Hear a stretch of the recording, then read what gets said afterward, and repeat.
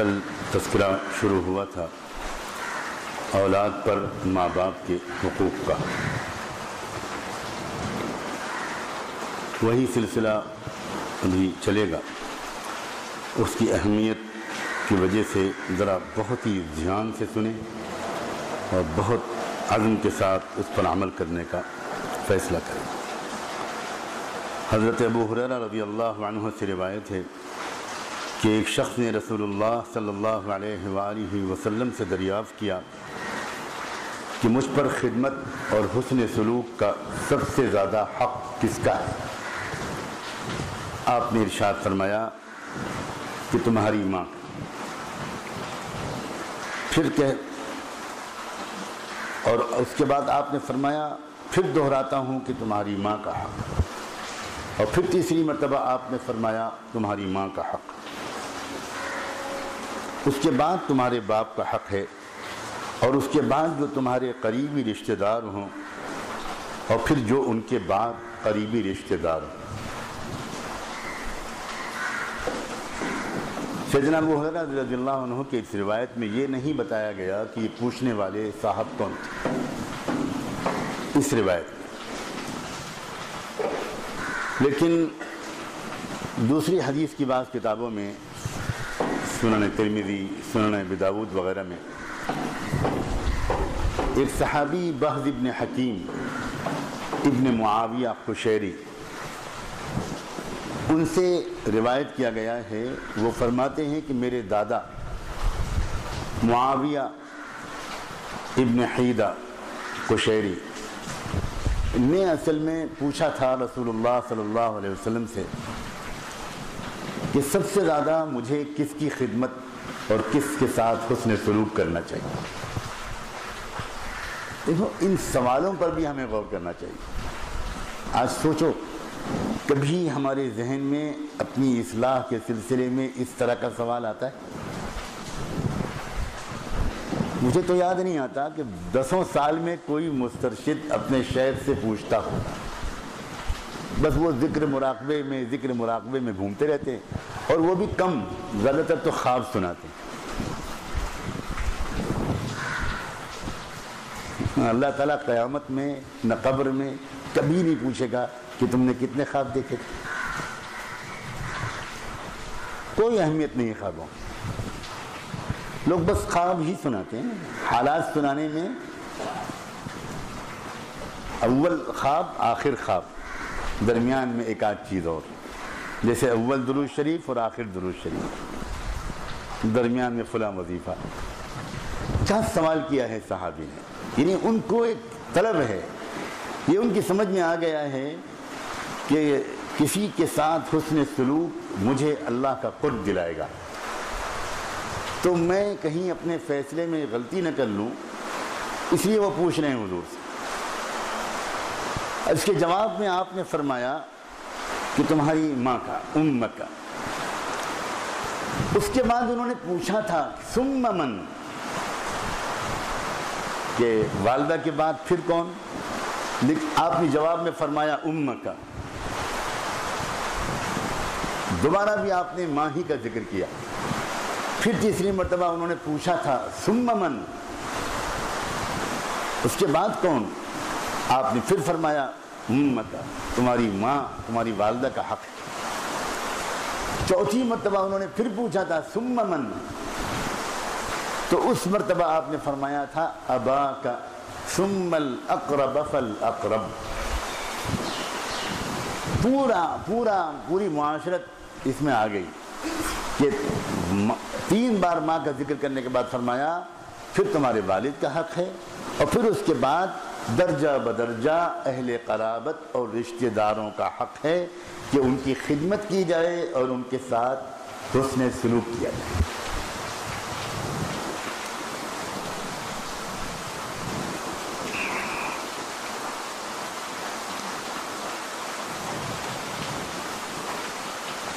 سیدنا ابو ہریرہ رضی اللہ عنہ سے روایت ہے کہ رسول اللہ صلی اللہ علیہ وآلہ وسلم نے فرمایا، اچانک آپ نے فرمایا بغیر کسی تمہید کے، وہ آدمی ذلیل ہو، وہ خوار ہو، وہ رسوا ہو، اللہ بددعا ہے اللہ کے رسول کی زبان سے۔ کانپ گئے بات سننے والے صحابہ، عرض کیا یا رسول اللہ کون؟ آپ نے فرمایا وہ بد نصیب جو ماں باپ کو یا دونوں میں سے کسی ایک کو بڑھاپے کی حالت میں پائے پھر بھی ان کی خدمت اور ان کا دل خوش کر کے جنت حاصل نہ کرے۔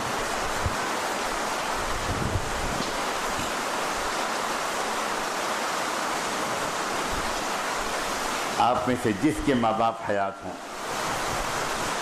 آج فیصلہ کر لیں، قسم کھا لیں، طے کر لیں کہ آپ کو ان کو خوش کرنا ہے، خوب خدمت کرنی ہے۔ وہ ان کا کوئی مزاج الگ ہو اس کی پرواہ نہ کیجیے، بالکل وہ بالکل پرواہ نہ کیجیے۔ یہ کہیں نہیں لکھا ہے کہ اگر ماں باپ نیک ہوں تو ان کی خدمت کی جائے۔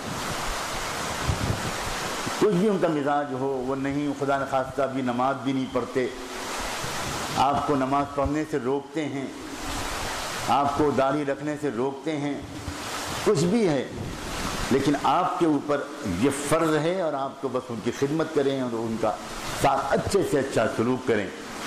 ان کے دل کو بدلنے کا بھی یہی راستہ ہے اولاد کے لیے۔ اولاد کی نصیحتیں ماں باپ کے لیے مناسب نہیں ہوتی۔ حضرت عبداللہ ابن عمرو ابن العاص رضی اللہ عنہ سے روایت ہے کہ ایک شخص رسول اللہ صلی اللہ علیہ وآلہ وسلم کی خدمت میں حاضر ہوا اور عرض کیا کہ میں جہاد میں جانا چاہتا ہوں۔ کتنا اونچا راستہ ہے۔ آپ نے پوچھا کہ تمہارے والدین حیات ہیں، ماں باپ ہیں؟ اس نے کہا جی ہاں ہیں۔ آپ نے فرمایا تو پھر ان کی خدمت اور ان کی راحت رسانی میں ہی جد و جہد کرو، یہی تمہارا جہاد ہے۔ ففیہما فجاہد۔ ایسا لگتا ہے کہ رسول اللہ صلی اللہ علیہ وآلہ وسلم کو کسی ذریعے سے اس بات کا علم ہو گیا تھا، آپ پر یہ بات منکشف ہو گئی تھی کہ اس آدمی کے ماں باپ اس کی خدمت کے محتاج ہیں اور یہ ان کو چھوڑ کر ان کی اجازت کے بغیر جہاد کے لیے آ گیا۔ اس لیے آپ نے اس کو یہ حکم دیا کہ وہ گھر واپس جا کر ماں باپ کی خدمت کرے، کیونکہ ایسی حالت میں اس کے لیے ماں باپ کی خدمت مقدم ہے۔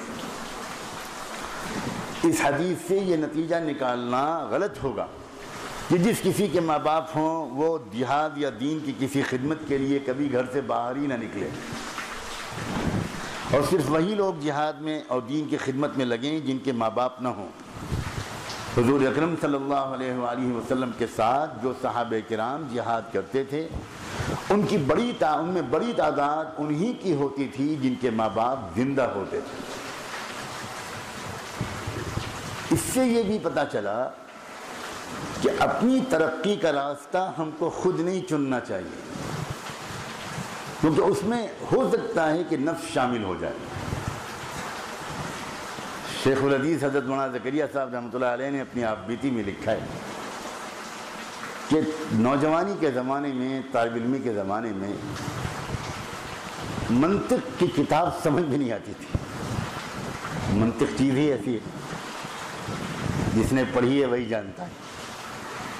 تو منطق کی کتاب میں الجھ جاتے تھے، شرح تہذیب میں، اور سمجھ میں نہیں آتی تھی، تو کتاب بند کر کے نفلیں پڑھنے کے لیے کھڑے ہو جاتے تھے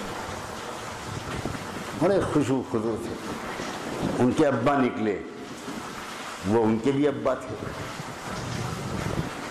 حضرت مولانا یحییٰ صاحب، اور نفل پڑھتے ہوئے دیکھا تو زوردار تماچا مارا۔ شیخ نے لکھا ہے کہ میں نماز میں ایسا گھوم گیا جیسے قبلتین کی نماز میں صحابہ گھومے تھے، اتنی زور کا تھپڑ مارا۔ نماز پڑھتا ہے، سبق پڑھ۔ یہ جو چور ہے نا ہمارا، کسی کا گھر میں دل نہیں لگتا تو وہ جماعت میں نکل جاتا،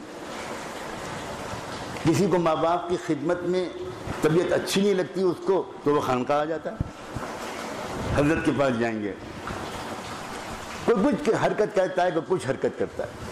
اپنے لیے ہم جو راستہ چنیں گے اس میں بہت زیادہ خطرہ ہے دل کے چور کا، نفس کے چور کا۔ ہم سمجھ رہے ہیں کہ ہم عبادت کر رہے ہیں، وہ عبادت نہیں، وہ فرار ہے کسی اور کام سے۔ ہم سمجھ رہے ہیں کہ ہم اللہ کے راستے میں جا رہے ہیں، وہ اللہ کے راستے میں جانا نہیں ہے، وہ دراصل فرار ہے، کام چوری ہے کسی اور کام سے۔ تو کس کے نفس کی اصلاح کس میں ہے یہ آدمی خود نہیں سمجھ سکتا۔ وہ جو صحابی تھے وہ اللہ کے راستے میں جہاد میں جا رہے تھے جس میں شہادت کا یقینی تقریباً امکان تھا، لیکن اللہ کے رسول نے ان کا چور پکڑ لیا اور ان کو واپس بھیج دیا۔ اب اس کا یہ مطلب نہیں ہے، لوگ اپنے اپنے ذوق کے حساب سے کہہ دیتے ہیں، جیسے شارح نے بھی تشریح میں اشارہ کیا ہے۔ اب جس کا ذوق مثال کے طور پر اللہ کے راستے میں نکلنے کا نہیں ہے وہ یہ حدیث لیے پھرتا ہے۔ لوگوں نے اپنے اپنے ذوق کے حساب سے حدیثیں لے لی ہیں، یہ مناسب نہیں ہے۔ ایک بہت صاحب دل صاحب نظر بزرگ تھے، حضرت صوفی عبدالرف صاحب رحمۃ اللہ علیہ۔ انہوں نے خود سنایا اور لکھا بھی ہے، اس کو الفرقان میں چھپا بھی ہے یہ، کہ وہ شیخ الحدیث حضرت مولانا زکریا صاحب رحمۃ اللہ علیہ کی خدمت میں حاضر ہوئے سہارنپور، اور ان سے پوچھا کہ حضرت تبلیغ والے اصرار کرتے ہیں کہ میں جماعت میں نکلوں، اور علماء کہتے ہیں کہ تمہارے ضعیف والدین ہیں ان کی خدمت کرو، اب میں کیا کروں؟ آپ سے پوچھتا ہوں کہ انہوں نے ایسے آدمی سے پوچھا جو مجمع البحرین تھا۔ شیخ نے جواب دیا کہ دیکھو صوفی جی، اگر واقعی تمہارے ماں باپ کو تمہاری ضرورت ہے اور ان کے تمہارے نکل جانے سے ان کو سچ مچ تکلیف ہوگی تو تبلیغ والوں کی ہرگز مت سنیو، اپنے ماں باپ کی خدمت کرو۔ اور اگر ایسا نہیں ہے، ان کی دیکھ ریکھ کرنے والا اور کوئی ہے اور وہ اتنے معذور بھی نہیں ہیں، انہیں کوئی خاص تکلیف نہیں ہوگی، تو پھر علماء کی ہرگز مت سنیو، ضرور جماعت میں نکلیو۔ یہ ہے تفقہ فی الدین کی بات، انصاف کی بات، اعتدال کی بات، بیچ کی بات۔ سیدنا ابو سعید خدری رضی اللہ عنہ سے روایت ہے کہ ایک شخص یمن سے ہجرت کر کے رسول اللہ صلی اللہ علیہ وسلم کی خدمت میں پہنچا۔ دیکھو ہر جگہ پر نام نہیں لے رہے ہیں صحابہ، ادب دیکھو، نام کسی کا نہیں لے رہے ہیں۔ جہاں ایسی کوئی چیز ہے جس میں حضور نے کوئی چور پکڑا ہے، کوئی اصلاح کی ہے، تو اس شخص کا نام نہیں لے رہے ہیں۔ آپ نے اس سے پوچھا، وہ یمن سے آیا اللہ کا بندہ، اور آیا بظاہر ہجرت و جہاد کی نیت سے۔ آپ نے اس سے پوچھا یمن میں تمہارا کوئی ہے؟ هل لك احد بالیمن؟ انہوں نے کہا کہ ہاں میرے والدین ہیں۔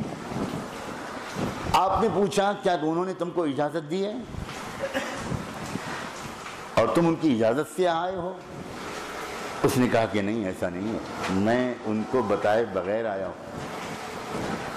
یہ کیا اللہ کے رسول کے دل پر کیسے کھل جاتا تھا، کیسے منکشف ہو جاتی تھی بات۔ آپ نے فرمایا تم اپنے ماں باپ کے پاس واپس جاؤ اور یہاں آنے کی ان سے اجازت مانگو، اگر وہ تم کو اجازت دے دیں تو آؤ اور پھر کام میں لگو، اور اگر وہ اجازت نہ دیں تو انہی کی خدمت اور ان کے ساتھ حسن سلوک کرتے رہو۔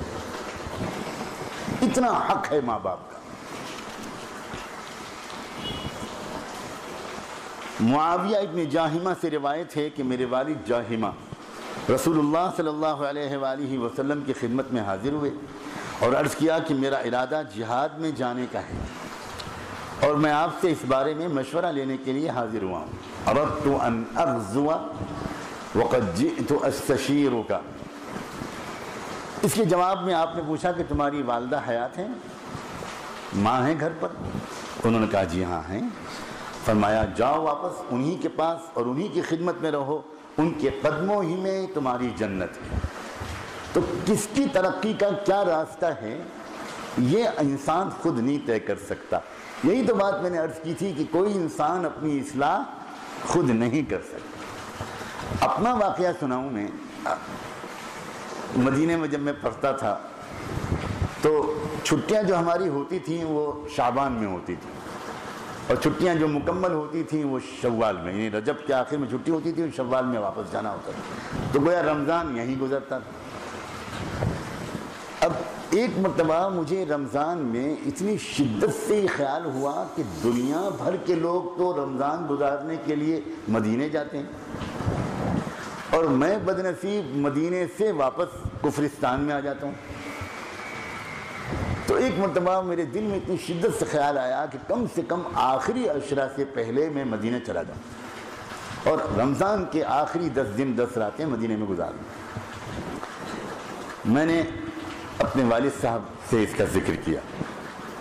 کیا حکمت ہوتی ہے انہوں نے مجھ سے کہا کہ بھئی کل سہارنپور چلنا ہے, تم بھی ہمارے ساتھ چل رہے ہو تو حضرت سے پوچھ لینا. خود نہیں جواب دیا. میں نے کہا بہت اچھا. اگلے دن سہارنپور کا سفر تھا, 2 دن کے بعد وہاں پہنچ گئے. تو حضرت سے کسی مناسب موقع پر غالباً کھانے کے دسترخوان پر حضرت والد صاحب نے ذکر کیا کہ سجاد کچھ پوچھنا چاہتا ہے. تو مجھے بلایا پر کیا پیارے, عجیب طرح بولتے تھے, پیار سے ایسی شفقت ایسی محبت کہ آدمی اپنی ماں کو واقعی بھول جائے. میں نے حضرت سے ڈرتے ڈرتے ذکر کیا اور یہ سمجھتے ہوئے ذکر کیا کہ شیخ تو بہت ہی پیٹ ٹھوکیں گے, بڑی داد دیں گے کہ شاباش ماشاءاللہ مدینے کا شوق ہے. میں نے یہ ذکر کیا کہ میں آتا ہوں اور ہر سال رمضان یہاں گزرتا ہے, اس بار یہ دل چاہ رہا ہے کہ آخری عشرے میں کم سے کم وہاں پہنچ جاؤں. پکڑ لیا چور شیخ نے, کیونکہ میرے والد کافی معذور اور ضعیف تھے. مجھے ان کی خدمت میں 24 گھنٹے لگا رہنا ہوتا تھا. بار بار ان کو استنجا کرانا, وضو کرانا, بٹھانا, لٹانا, کروٹ دلانا اور 50 چیزیں. حضرت شیخ نے فرمایا پیارے رمضان بھی سلامت, مدینہ بھی سلامت, تو بھی سلامت, جب تک تیرے بابا زندہ ہیں ان کی پٹی سے لگے رہیو. یہ جملہ تھا, ان کی پٹی سے لگے رہیو بس. یعنی صاف اشارہ تھا. پکڑ لیا چور انہوں نے کہ یہ خدمت سے بھاگنا چاہ رہا ہے اور اس کو جو ترقی خدمت سے ملے گی وہ ترقی اس کو خدمت سے بھاگ کر مدینے میں آخری عشرہ گزارنے سے نہیں ملے گی. اب بتاؤ یہ انسان خود فیصلے کر سکتا ہے؟ اکثر و بیشتر ہمارے فیصلے غلط ہو سکتے ہیں.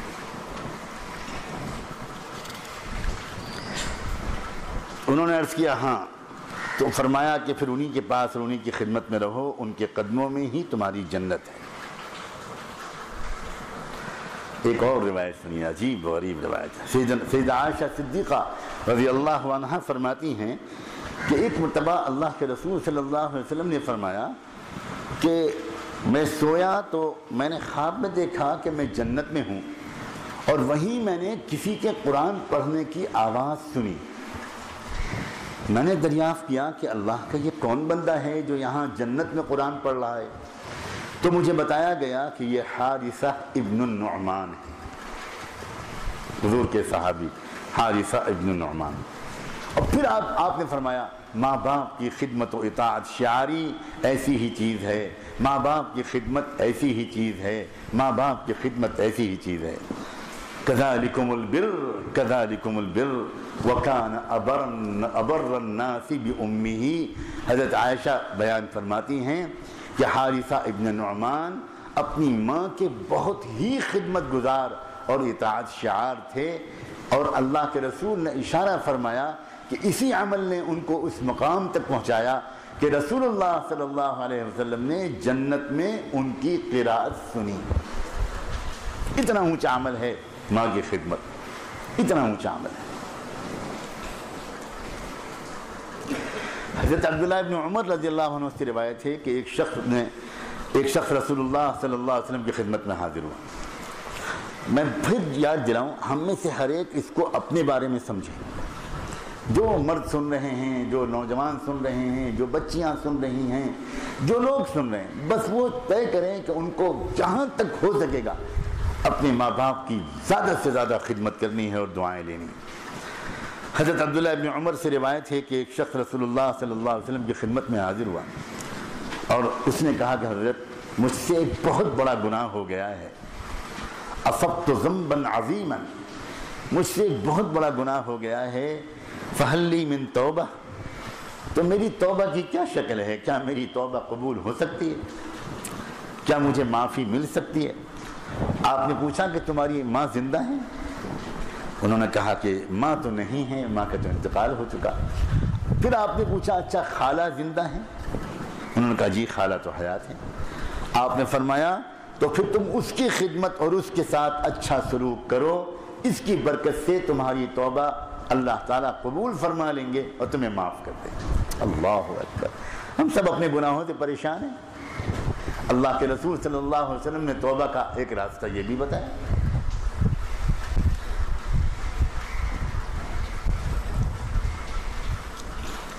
حضرت اسماء بنت ابی بکر رضی اللہ عنہما سے روایت ہے کہ رسول اللہ صلی اللہ علیہ وآلہ وسلم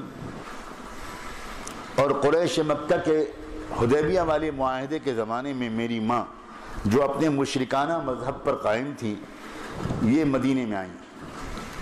سیدنا صدیق اکبر رضی اللہ تعالیٰ عنہ کی جو پہلی اہلیہ تھی ان سے پیدا ہوئی تھی حضرت اسماء، اور جو دوسری بیوی تھیں ان سے پیدا ہوئی تھی حضرت عائشہ۔ ان کی جو پہلی بیوی تھیں وہ ایمان نہیں لائی تھیں اور صدیق اکبر نے ان کو شروع ہی میں طلاق دے دی تھی، یعنی اسماء کی جو والدہ تھی،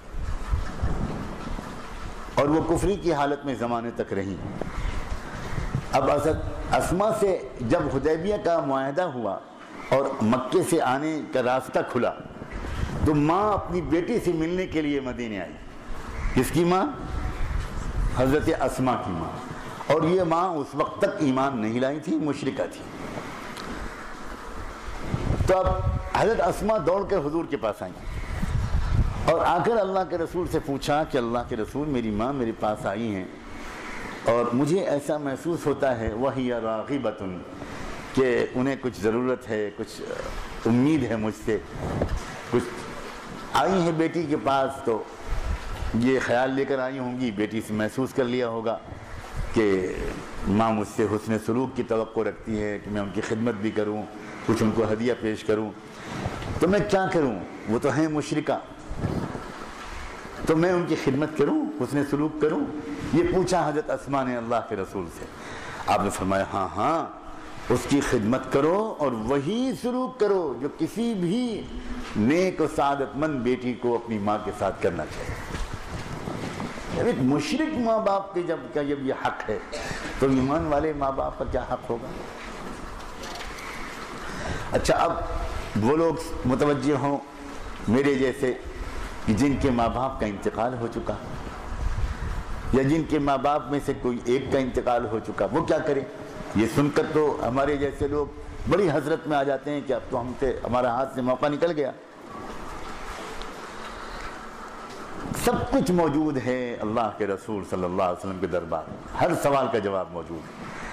ابو اسید ساعدی رضی اللہ عنہ سے روایت ہے کہ ایک وقت جب ہم رسول اللہ صلی اللہ علیہ وآلہ وسلم کی خدمت میں حاضر تھے، بنی سلمہ میں کہ ایک شخص آئے اور انہوں نے پوچھا اے اللہ کے رسول کیا میرے ماں باپ کے کچھ ایسے بھی مجھ پر حق ہیں جو مجھے ان کے مرنے کے بعد ادا کرنے چاہیے؟ آپ نے فرمایا ہاں ہاں ان کے لیے خیر و رحمت کی دعا کرتے رہنا، ان کے واسطے اللہ سے مغفرت اور بخشش مانگتے رہنا، اور ان کا اگر کوئی عہد معاہدہ کسی سے ہو تو اس کو پورا کرنا، اور ان کے تعلق سے جو رشتے ہوں ان کا لحاظ رکھنا۔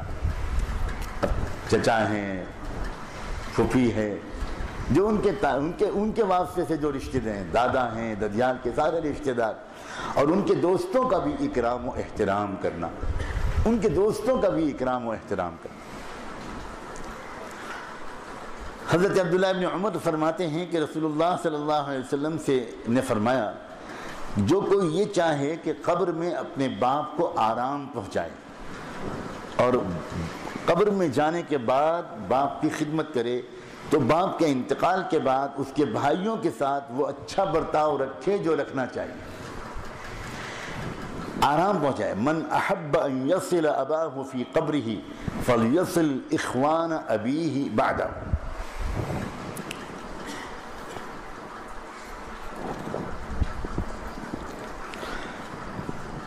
بعض لوگ ایسے ہوتے ہیں کہ زندگی میں انہوں نے اپنے والد کی نافرمانی کی ہوتی ہے، تکلیف پہنچائی ہے، اس وقت نہیں ان کو خیال تھا، جوانی کا نشہ ہوتا ہے، بعد میں ان کو اللہ تعالیٰ نے احساس نصیب کیا، شرمندہ ہوئے، لیکن اب پچھتاتے ہیں اب تو جو ہونا تھا وہ ہو چکا، اب میں تلافی کیسے کروں؟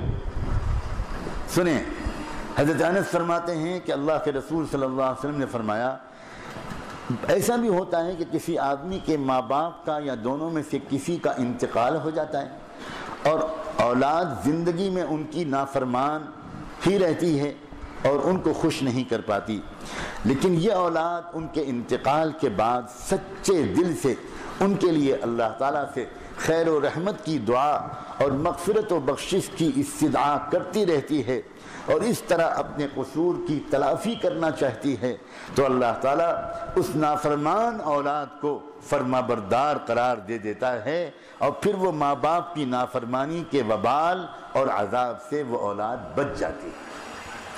کیا عجیب بات ہے کہ زندگی میں ہم سے غلطی ہو گئی تو اب والد کا انتقال ہو گیا، ماں باپ کا انتقال ہو گیا، تو اب اگر ہم زیادہ سے زیادہ ان کے لیے دعائیں کریں گے تو انشاءاللہ اللہ تعالی ہماری نافرمانیوں کو معاف کر دے گا، اور ان نافرمانیوں کی وجہ سے دنیا میں جو تکلیفیں ہم پر آ سکتی تھیں، آ رہی تھیں، یا آخرت میں جو ہم کو سزا ملنی تھی، ان دونوں سے ہم کو چھٹی مل جائے۔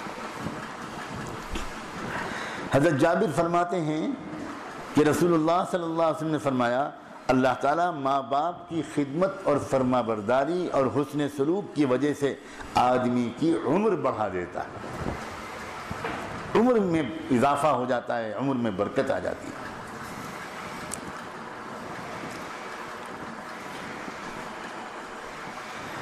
حضرت عبداللہ ابن عمر نے فرمایا کہ رسول اللہ صلی اللہ علیہ وسلم نے ہم کو نصیحت فرمائی، اپنے ماں باپ کی خدمت اور فرما برداری کرتے رہنا، تمہاری اولاد تمہاری فرما بردار اور خدمت گزار ہو،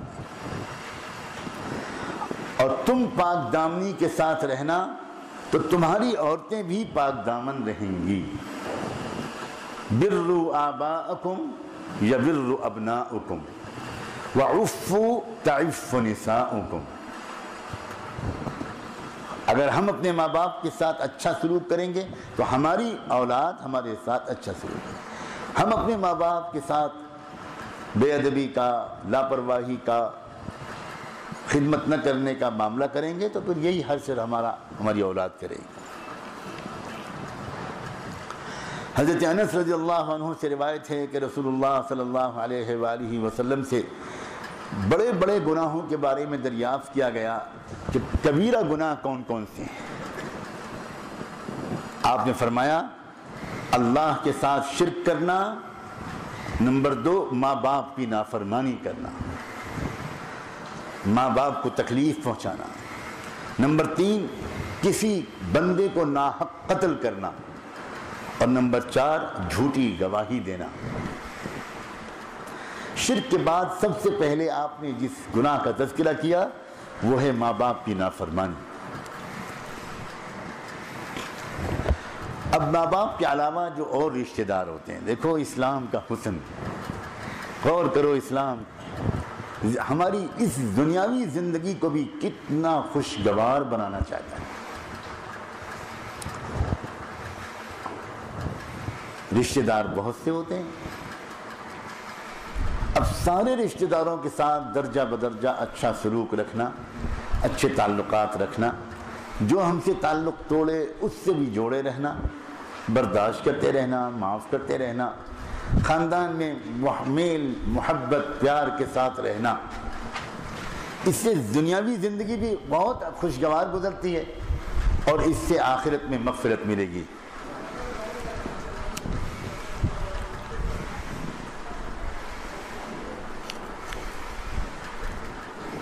حضرت ابو ہریرہ رضی اللہ تعالیٰ عنہ کی روایت ہے کہ رسول اللہ صلی اللہ علیہ وسلم نے فرمایا کہ دیکھو یہ رحم جو ہے، رحم یعنی قرابت، رشتہ، کسی سے بھی رشتہ، یہ رحم مشتق ہے رحمان سے، الرحم شجنۃ من الرحمن، یہ مشتق ہے رحمان سے، یعنی خداوند رحمان کی رحمت کی ایک شاخ ہے، اور اس نسبت سے اللہ تعالیٰ نے اس سے فرمایا رشتے سے جو تجھے جوڑے گا میں اسے جوڑوں گا، جو تجھے توڑے گا میں اس کو توڑ کے رکھ دوں گا۔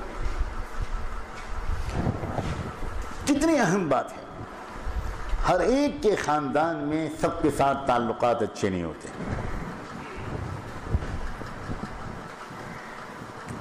عجیب بات ہے یہ، اچھے سے اچھے خاندان ہوں گے تو کچھ لوگوں سے کچھ شکایت، کچھ گلا، کچھ جھگڑا، کچھ نہ کچھ ہوگا۔ وَجَعَلْنَا بَعْضَكُمْ لِبَعْضٍ فِتْنَةً،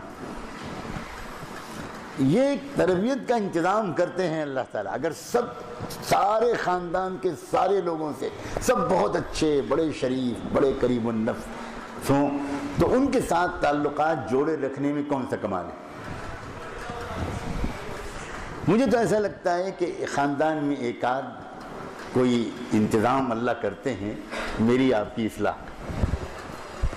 اور وہیں ہم چوک جاتے ہیں۔ بھائی ان سے تو سیدھے منہ بات ہی نہیں کرتے، میں نے بھی بات کرنا بند کر دیا، فیل ہو گئے آپ۔ کیا کریں، مستقل طور پر وہاں تو عجیب معاملہ ہے، وہاں تو عجیب ان کا رویہ ہے۔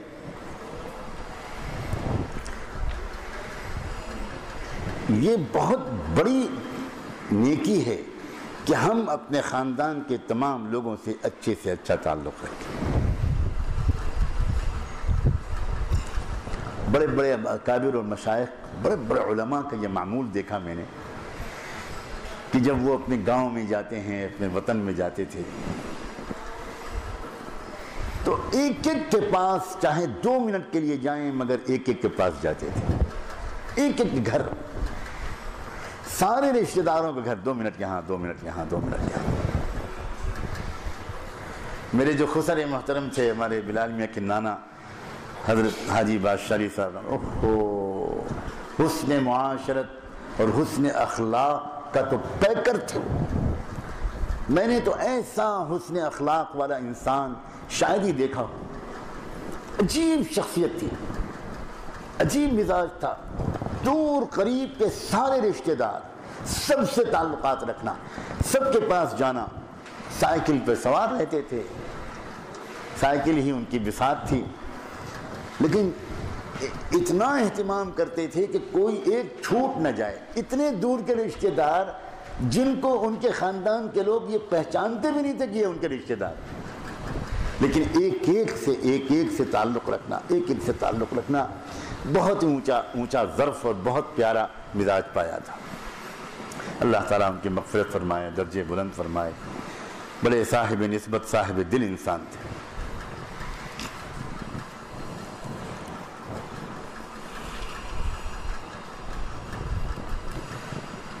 اللہ اکبر۔ حضرت انس رضی اللہ عنہ سے روایت ہے، فرماتے ہیں کہ رسول پاک صلی اللہ علیہ وآلہ وسلم نے ارشاد فرمایا، جو یہ چاہے کہ اس کی روزی میں فراخی اور کشادگی ہو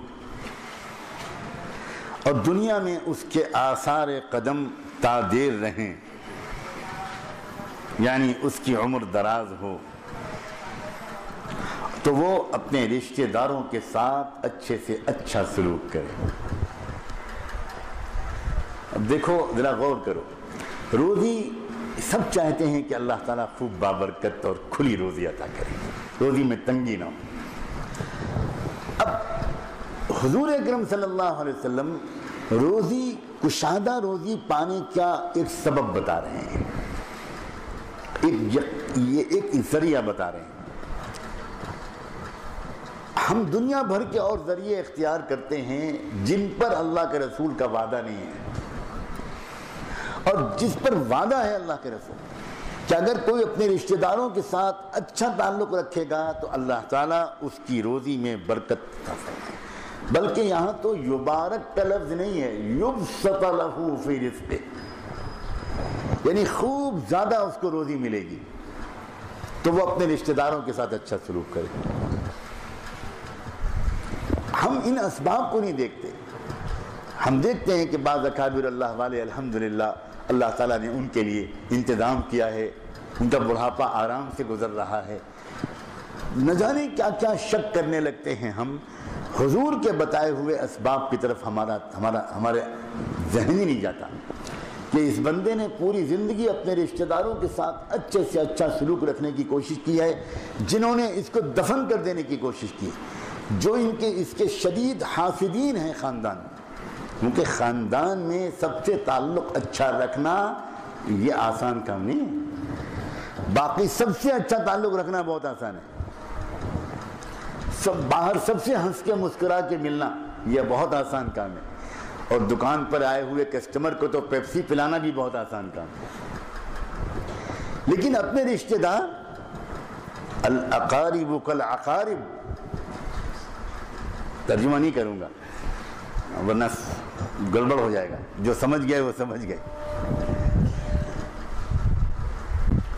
ایسے رشتہ داروں کے ساتھ بھی اچھا سلوک کرنے والے کے لیے اللہ تعالیٰ کی طرف سے روزی کی برکت کا فیصلہ نہیں ہوگا تو کس کے لیے؟ بھائی وہ ان کا کام ہے کہ وہ تعلقات خراب رکھتے ہیں، میرا اپنا کام یہ ہے کہ میں تعلقات ٹھیک رکھوں، میں ان کی نقل کیوں کروں، میں تو اپنے آقا کے بتائے ہوئے طریقے پر چلوں گا۔ اس کے دو فائدے آپ نے بتائے، ایک تو یہ کہ روزی میں کشادگی ہوگی، اور دوسرے اس کی عمر دراز ہوگی۔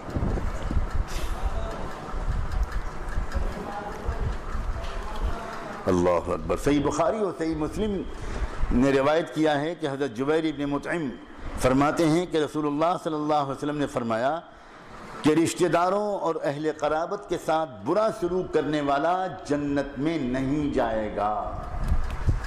دیکھو، جب رشتہ داروں کا تذکرہ آ رہا ہے تو سب رشتہ دار درجہ بدرجہ، اور اس سے بات سمجھ میں آتی ہے کہ ہمیں پھول بن کر رہنا ہے، سب کی خدمت کرنی ہے، یہ نہیں سوچنا ہے کہ فلاں کی خدمت میرے ذمہ ہے، فلاں کی میرے ذمہ نہیں ہے، یہ نہیں سوچنا ہے، جہاں تک ہو سکے سب کی راحت کا سبب بننا ہے، اور جو جتنے قریبی لوگ ہیں ایک گھر میں رہنے والے، ان کے لیے ان کی خدمت تو ہم میں سے ہر ایک پر فرض ہے۔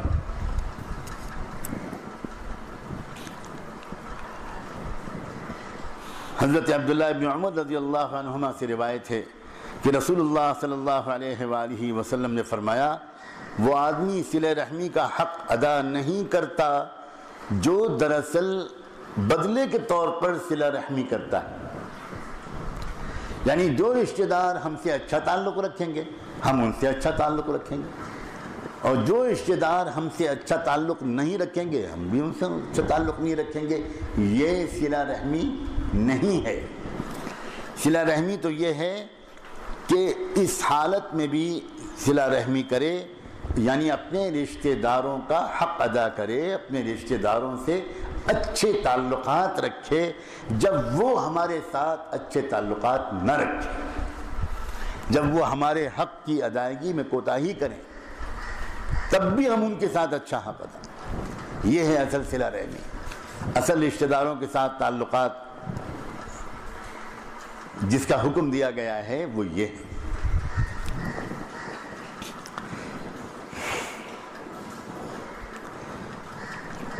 اب اس کے بعد بیان شروع ہوتا ہے میاں بیوی کے آپس کے حقوق کا اور ذمہ داریوں کا۔ حقوق اور فرائض ایک ساتھ چلتے ہیں۔ انسانوں کے باہمی تعلقات میں جو اس پر تمہیدی سطریں لکھی ہیں غور سے سنیے۔ انسانوں کے باہمی تعلقات میں ازدواجی تعلق کی جو خاص نوعیت اور اہمیت ہے اور اس سے جو عظیم مصلحتیں اور منفعتیں وابستہ ہیں وہ کسی وضاحت کی محتاج نہیں ہے۔ زندگی کا سکون اور قلب کا اطمینان بڑی حد تک اسی کی خوشگواری اور باہمی الفت و اعتماد پر موقوف ہے۔ پھر جیسا کہ ظاہر ہے کہ اس کا خاص مقصد یہ ہے کہ دونوں میاں بیوی کو پاکیزگی کے ساتھ زندگی کی وہ خوشیاں اور راحتیں نصیب ہوں جو اس تعلق ہی سے حاصل ہو سکتی ہیں، اور آدمی آوارگی پراگندگی سے محفوظ رہ کر زندگی کے فرائض اور وظائف ادا کر سکے، اور نسل انسانی کا وہ تسلسل بھی انسانی عظمت اور شرف کے ساتھ جاری رہے جو اس دنیا کے خالق کی مشیت ہے۔ اور ظاہر ہے کہ یہ مقاصد بھی اسی صورت میں بہتر طریقے پر پورے ہو سکتے ہیں جبکہ فریقین میں زیادہ سے زیادہ محبت، یگانگت اور تعلق میں زیادہ سے زیادہ خوشگواری ہو۔ رسول اللہ صلی اللہ علیہ وآلہ وسلم نے میاں بیوی کے باہمی حقوق اور ذمہ داریوں کے بارے میں جو ہدایات دی ہیں ان کا خاص مقصد یہی ہے کہ یہ تعلق دونوں کے لیے زیادہ سے زیادہ خوشگوار اور راحت و مسرت کا باعث ہو، دل جڑے رہیں اور وہ مقاصد جن کے لیے یہ تعلق قائم کیا جاتا ہے بہتر طریقے سے پورے ہوں۔ اس باب میں حضرت صلی اللہ علیہ وآلہ وسلم کی تعلیمات و ہدایات کا خلاصہ یہ ہے کہ بیوی کو چاہیے کہ وہ اپنے شوہر کو اپنے لیے سب سے بالا تر سمجھے، اس کی وفادار رہے، اس کی فرما بردار رہے، اس کی خیر خواہی میں اور رضا جوئی اور خدمت میں کمی نہ کرے، اور اپنی دنیا اور آخرت کی بھلائی اس کی خوشی سے وابستہ سمجھے۔ اور شوہر کو چاہیے کہ وہ بیوی کو اللہ کی عطا کی ہوئی نعمت سمجھے، اس کی قدر اور اس سے محبت کرے، اگر اس سے غلطی ہو جائے تو چشم پوشی کر دے، صبر و تحمل اور دانش مندی سے اس کی اصلاح کی کوشش کرے، اپنی استطاعت کی حد تک اس کی ضروریات کو اچھی طرح پورا کرے، اس کی راحت رسانی اور دل جوئی کی بھرپور کوشش کرے۔ سارے احکام ہیں میاں بیوی ان کا خلاصہ ہے، بہت پیارے الفاظ میں، بڑے سادہ اور جامع الفاظ میں یہ خلاصہ لکھا گیا ہے۔ اب اس کے بعد کچھ احادیث سنیے۔ ام المومنین سیدہ عائشہ صدیقہ رضی اللہ عنہا سے روایت ہے کہ آپ نے فرمایا عورت پر سب سے بڑا حق اس کے شوہر کا ہے، بیوی پر سب سے زیادہ حق اس کے شوہر کا ہے، اور مرد پر سب سے بڑا حق اس کی ماں کا ہے۔ دو جملے ہیں، عجیب و غریب بات ہے۔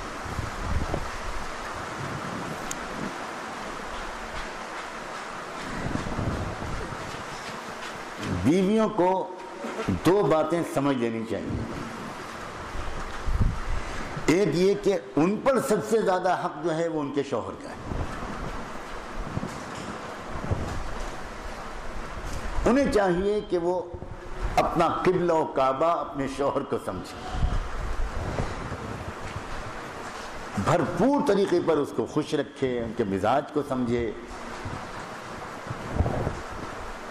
اور بیوی کو یہ بات بھی جاننی چاہیے کہ میرے لیے سب سے زیادہ اہم شخصیت شوہر ہیں، لیکن شوہر کے لیے سب سے زیادہ اہم شخصیت میں نہیں ہوں، شوہر کی ماں ہے۔ یہیں پہ تو جھگڑا ہوتا ہے، یہی تو اصل موضوع ہے۔ بیویاں یہ چاہتی ہیں چلیے یہ میں مان لیتی ہوں مجبوراً کہ آپ میرے لیے سب سے بڑے ہیں، آپ بھی تو مانیے کہ میں آپ کے لیے سب سے بڑی، برابر ہونا چاہیے، مساوات۔ یہ آج کل اللہ کے رسول کو کوئی تکلف نہیں ہے صاف بات کہنے میں۔ شوہر کے ذمے، شوہر کے لیے سب سے اہم مخلوق ماں ہے۔ عجیب بات ہے، وہ ماں بھی تو عورت ہے، تو عورتوں کے حقوق کی علمبردار یہ صرف بیویوں کی بات کیوں کرتے ہیں؟ جتنے عورتوں کے حقوق کی تحریک چلانے والے لوگ ہیں ان کو ایک ہی عورت نظر آتی ہے اور وہ ہے بیوی، ان کو اپنی ماں بھی نظر نہیں آتی، اپنی بیٹی بھی نظر نہیں آتی، اپنی بہن بھی نظر نہیں آتی۔ دیکھو اس میں کتنی خوبصورتی ہے۔ یہ تو شوہر کے لیے سب سے بڑی چیز ماں ہے، یہ بیوی کی کون ہوئی؟ کوئی باریک فلسفہ ہے یہ جو جواب دیتے ہو گھبرا رہے ہو؟ جانتے ہو ماشاءاللہ، خدا کرے تمہاری بیوی بھی جانے یہ بات، تم تو جانتے ہو۔ اب بیوی اگر یہ تسلیم کر لے تو سارے گھر کے جھگڑے ختم، ساس بہو کے جھگڑے ہونے کا سوال ہی نہیں پیدا ہوتا۔ جھگڑے یہیں سے ہوتے ہیں کہ بیوی چاہتی ہے کہ جو توجہ آپ اپنی ماں کی طرف کرتے ہیں وہ مجھے اچھی نہیں لگی، وہ چاہے ان لفظوں میں نہ کہے، وہ دوسرے چالاک انداز سے اپنے دل کے احساسات پیش کرے، وہ الگ بات۔ آج کل کی عورتیں ٹائمز آف انڈیا کے ایڈیٹر سے کم نہیں ہوتی، بہت ڈپلومیٹک ہوتے ہیں. صاف بات یہ ہے کہ شوہر کے ذمے سب سے زیادہ حق اس کی ماں کا ہے. پہلے بتایا جا چکا اور آئندہ بھی بتایا جائے گا کہ شوہر کے ذمے بیوی کا کتنا خیال ہے, کتنی پیار محبت, اور کتنا ایک بہترین نمونہ قائم کیا تھا خود رسول اللہ صلی اللہ علیہ وآلہ وسلم نے اپنی بیویوں کے ساتھ حسن سلوک کا.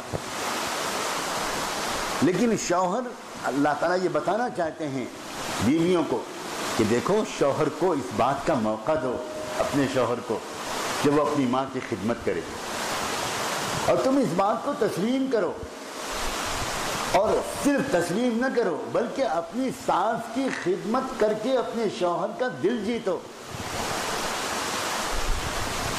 بیویوں سے یہ ڈر لگتا ہے وہ کہیں کہ شوہر پر حق ہے نا ان کی ماں کا, مجھ پر تو نہیں ہے. تو شوہر کرے خدمت, کھانا پکائے اپنی ماں کے لیے, چائے بنائے, ماں کا کمرہ میں کیوں صاف کروں, شوہر کرے, حدیث میں آتا ہے. شوہر پر حق ہے, مجھ پر تو نہیں ہے. اللہ ایسی خطرناک سپریم کورٹ کی وکیل سے ہر مسلمان کو بچائے, نسلوں کو بچائے. شادی نہ کرنا زیادہ بہتر ہے ایسی ڈائن سے شادی کرنا, ایسی قابلہ عورت سے شادی کرنا جو اسی حدیث کو پلٹ دے اور وہ یہ کہے کہ یہی تو میں کہہ رہی ہوں, میں اپنے شوہر کی خدمت کروں گی, حدیث پر عمل کروں گی. اور شوہر سے کہیے اپنی ماں کی خدمت کرے, مجھ سے کیوں کہتے ہیں, میں نہیں کروں. سبحان اللہ, کیا خدمت ہے شوہر کی اور کیا محبت ہے شوہر کی. یہ جملہ جو اللہ کے رسول نے فرمایا ہے, اس جملے میں بہت حکمت ہے, بہت حکمت ہے. یہ صرف شوہر کو نہیں بتایا گیا ہے کہ تم پر سب سے زیادہ حق تمہاری ماں کا ہے, یہ شوہر کی بیوی کو بھی بتایا گیا ہے, یہ امید کرتے ہوئے کہ بیوی جب یہ سنے گی کہ میرے لیے شوہر سب سے زیادہ اور شوہر کے لیے ماں سب سے زیادہ, تو پھر میں شوہر کا بھی دل جیتوں گی اس کی بھی خدمت کر کے, اور شوہر کا دل دوبارہ جیتوں گی اس کی ماں کی خدمت کر کے. اس طرح میں گھر کی ملکہ بن جاؤں. ورنہ شوہر کی خدمت کرے بیوی,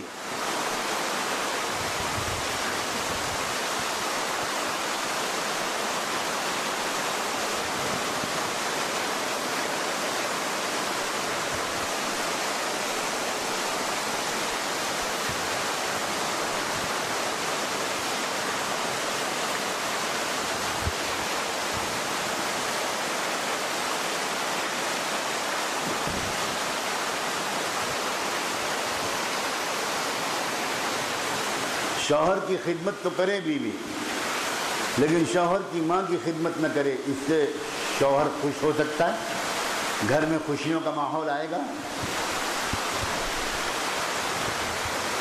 کبھی بھی کوئی شریف شوہر اس پر خوش ہو ہی نہیں سکتا کہ تم میرے ساتھ تو اچھا معاملہ کرو اور میری ماں کے ساتھ خراب معاملہ کرو, اس سے کبھی بھی تعلقات اچھے نہیں. اور ان ہدایات کا مقصد گھر کے اندر پیار محبت اور خوشیوں کا ماحول بنانا ہے. تو اس کو قانون کے نقطہ نظر سے سمجھنے کے بجائے گھر کے اندر کی خوشیوں کے حساب سے سوچنا چاہیے.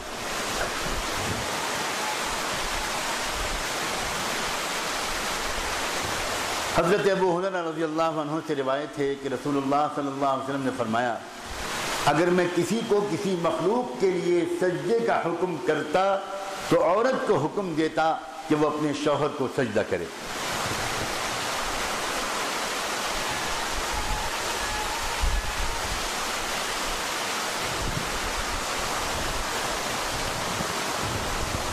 سنن ابن ماجہ میں یہی ارشاد گرامی حضرت عبداللہ ابن ابی اوفا کی روایت سے حضرت معاذ ابن جبل کے ایک واقعے کے ضمن میں بتایا گیا. حضرت معاذ ابن جبل ملک شام کے ایک لمبے سفر پر گئے ہوئے تھے. وہاں سے واپس آئے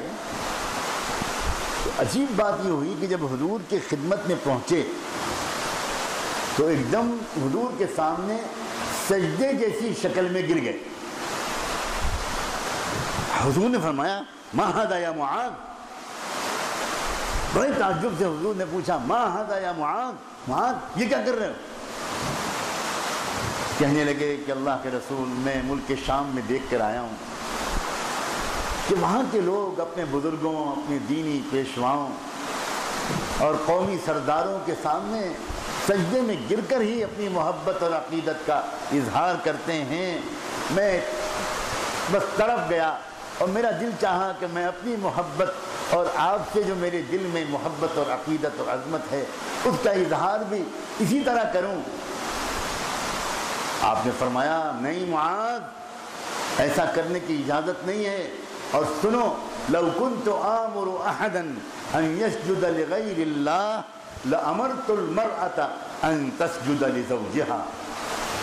اگر میں کسی کو اللہ کے سوا کسی اور کے لیے سجدہ کرنے کی اجازت دے سکتا تو میں عورت سے کہتا اور عورت کو حکم دیتا کہ وہ اپنے شوہر کے سامنے سجدہ کیا کرے.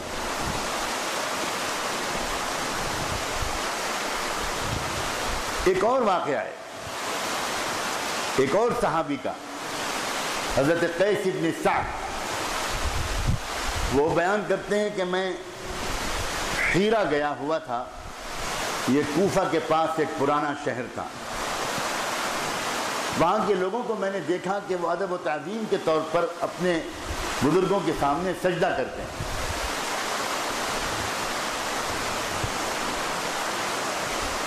میں نے اپنے جی میں کہا کہ رسول اللہ صلی اللہ علیہ وسلم اس کے زیادہ مستحق ہیں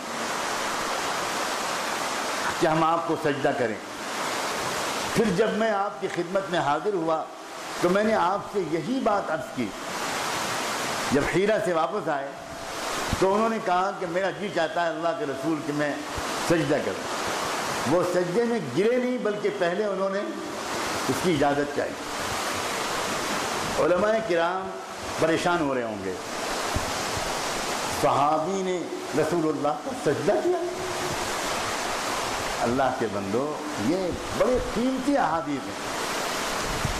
وہ جو صحابہ سجدہ کرنا چاہتے تھے وہ سجدہ عبادت نہیں تھا, وہ سجدہ تعظیم تھا.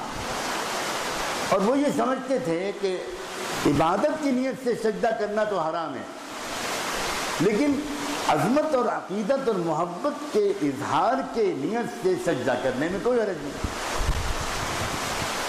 یہ فرق تو انہی حدیثوں کے ذریعے واضح ہوا کہ پچھلی شریعت میں تعظیم کی نیت سے سجدہ کرنا جائز تھا, عبادت کی نیت سے سجدہ کرنا وہاں بھی حرام تھا. لیکن محمد رسول اللہ صلی اللہ علیہ وآلہ وسلم نے اپنی امت کو شرک کے شبہے سے بھی بچانے کے لیے سجدہ تحیہ کو بھی حرام کر دیا. سجدہ عبادت تو پہلے سے بھی حرام تھا اور وہ تو شرک ہے, لیکن سجدہ تحیہ, سجدہ تعظیم, یہ پچھلی شریعتوں میں گنجائش تھی اس کی.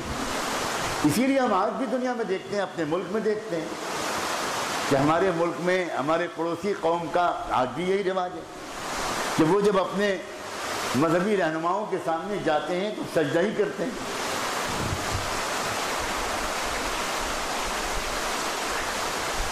تو صحابہ کرام سجدہ تحیہ کرنا چاہ رہے تھے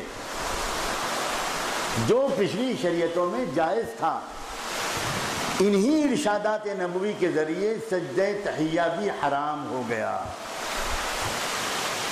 سجدہ تعظیم بھی حرام ہو گیا. تو آپ نے قیس بن سعد کے سوال کے جواب میں فرمایا کہ تم میری قبر کے پاس سے گزرو گے میرے مرنے کے بعد تو کیا تم میری قبر کو بھی سجدہ کرو گے؟ انہوں نے کہا کہ نہیں, قبر کو تو سجدہ نہیں کروں گا. آپ نے فرمایا ایسے ہی اب بھی نہ کرو. اور اس کے بعد آپ نے فرمایا اگر میں کسی کو کسی دوسری مخلوق کے لیے سجدہ کرنے کے لیے کہتا تو عورتوں کو کہتا کہ وہ اپنے شوہروں کو سجدہ کیا کریں اس عظیم حق کی بنا پر جو اللہ نے ان کے شوہروں کا ان پر مقرر کیا ہے۔ یہ دیکھو آخری درجے کی بات ہے، بالکل آخری درجے کی بات ہے۔ اللہ کرے کہ اللہ تمام بیویوں کو، تمام عورتوں کو اس بات کی سمجھ کی توفیق دے کہ حضور صلی اللہ علیہ وآلہ وسلم کیا کہنا چاہ رہے ہیں۔ گویا اگر میں اجازت دے سکتا تو گویا سجدے کی اجازت دیتا۔ سجدہ اظہار ہے اس بات کا کہ گویا اپنی فدائیت کا، فنائیت کا، اپنے کو قربان کر دینے کا، اپنے کو مٹا دینے کا، اپنے کو جھکا دینے کا یہ رمز ہے۔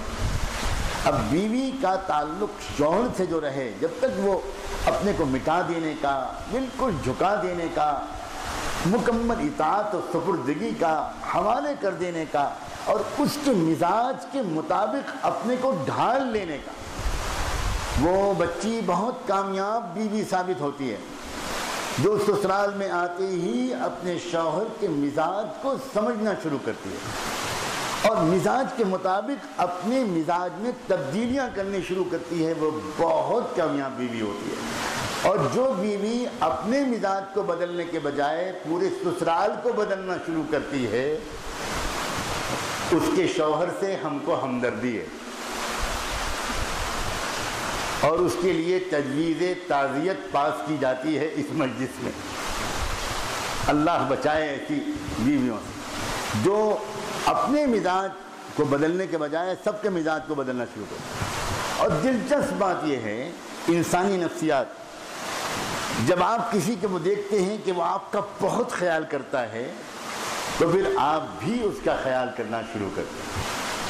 پھر جب وہ دیکھتے ہیں آپ کسی کے بارے میں کہ اس شخص نے اپنے مزاج تک کو بدل دیا ہے میری خوشی کے لیے، تو پھر انسان خود اپنے مزاج کو بدلنا شروع کرتا ہے کسی کے کہے بغیر۔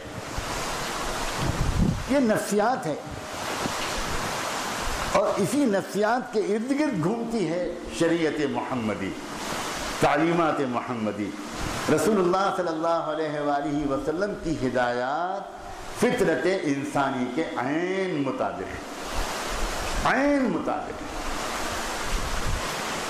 یہ سجدہ ایک رمز ہے، اس کے پیچھے وہ مزاج ہے، وہ سپردگی، وہ حوالگی، وہ اطاعت۔ ہمارے قدیم خاندانوں میں ایک نصیحت کی جاتی تھی، حضرت تھانوی نے بھی اس کو لکھا ہے بہشتی زیور میں انشاءاللہ شاید کل ہی پڑھ کے سناؤں۔ ایک نصیحت کی جاتی تھی رخصت سے پہلے بچیوں کو، بلکہ شادی سے پہلے ماں اپنی بچیوں کو یہ بات گھٹی میں پلا دیتی تھی کہ بیٹا، اگر شوہر رات کو دن کہے تو تم بھی دن کہنا، اگر شوہر دن کو رات کہے تو تم بھی رات کہنا۔ آج کل کی اسکول کالج میں پڑھنے والی لڑکیوں کی ٹرائنگل کھوپڑی میں یہ بات سب گھستی ہی نہیں۔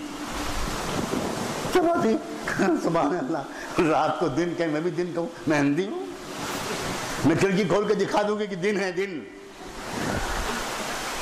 ماشاءاللہ، یہ الفاظ مراد نہیں ہے کہ رات کو دن کہے تو دن کہنا۔ اللہ نہ کرے کہ تم کو کوئی ایسا پاگل شوہر ملے کہ تو رات کو دن کہے، اور اگر تمہارا علاج اسی میں ہوگا تو انشاءاللہ ایسے ہی ملے گا۔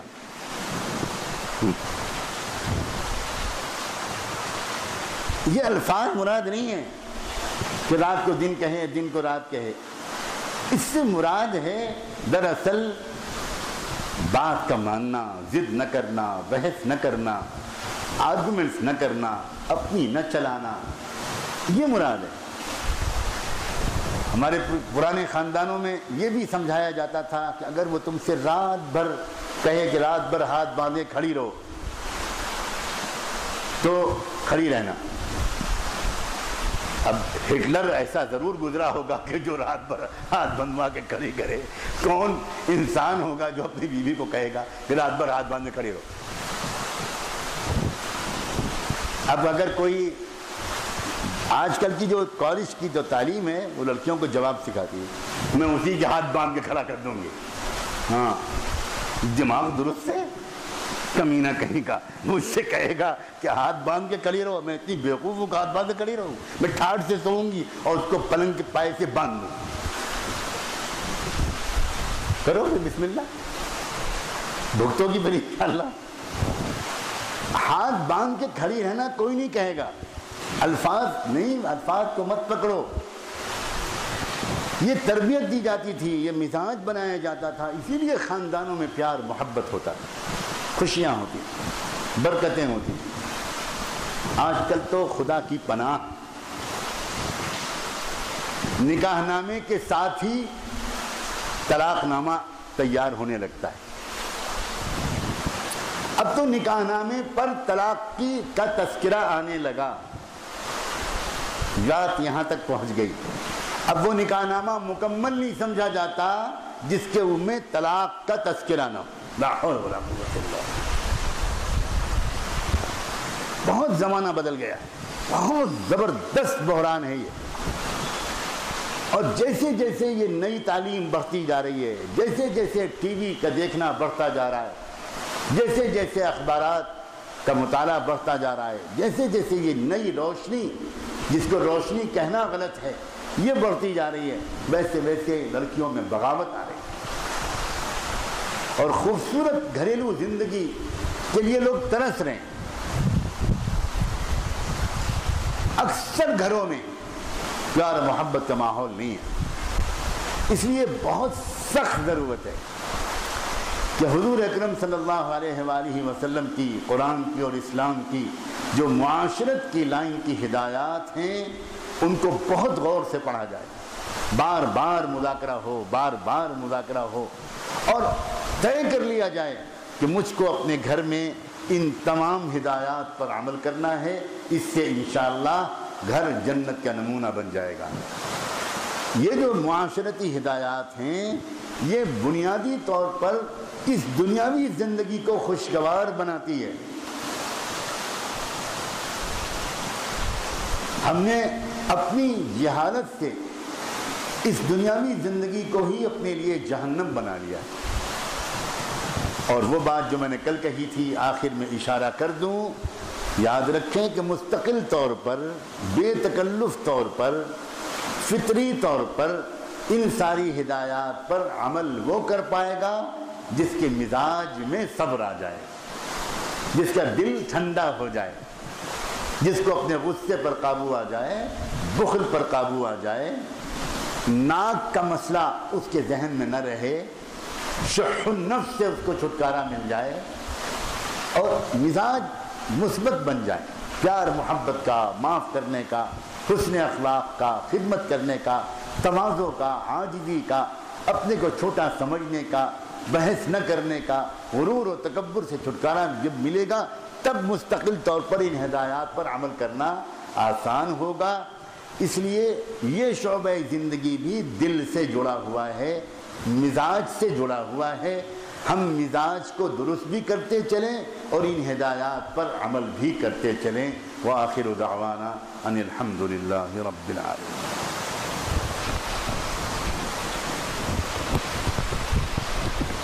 استغفر اللہ۔